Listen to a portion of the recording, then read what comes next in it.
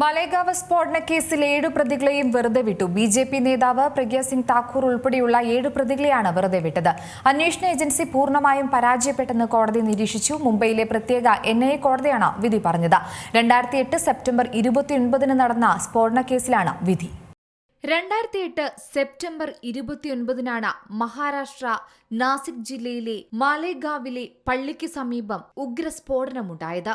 6 പേരാണ് ആ സ്ഫോടനത്തിൽ കൊല്ലപ്പെട്ടത്. അന്ന് 100-ലേറെ പേർക്ക് ആ അപകടത്തിൽ പരിക്കേൽക്കുകയും ചെയ്തു.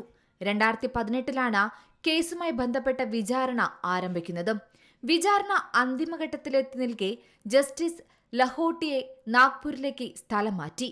ഇത് വലിയ വിവാദമായി പിന്നീട് മാറി.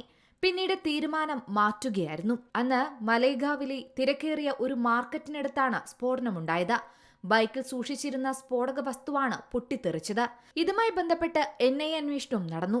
റംസാൻ മാസത്തിൽ വർഗീയ സംഘർഷം സൃഷ്ടിക്കുകയെന്ന ലക്ഷ്യത്തോടെയാണ് സ്ഫോടനം നടന്നതെന്നും ആസൂത്രണം ചെയ്ത് നടപ്പാക്കിയതെന്നുമായിരുന്നു അന്ന് NIA കണ്ടെത്തിയത്.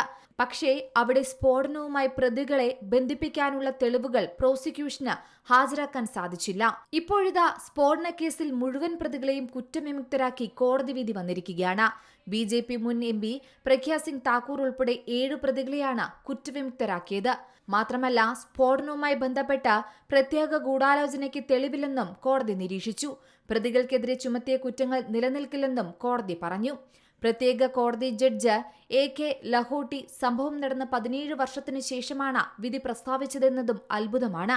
UAPA അടക്കം ചുമത്തിയ കേസിലാണ് ഇപ്പോൾ 7 പ്രതികളെയും കുറ്റവിമുക്തരാക്കി കോടതി വിധി വന്നിരിക്കുന്നത്.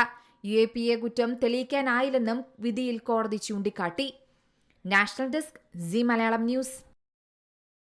ഏറ്റവും പുതിയ വാർത്തകളും വിശേഷങ്ങളും വിരൽ തുമ്പിലറിയാൻ സി മലയാളം ന്യൂസ് എല്ലാ ഡിജിറ്റൽ പ്ലാറ്റ്ഫോമുകളിലും ലഭ്യം.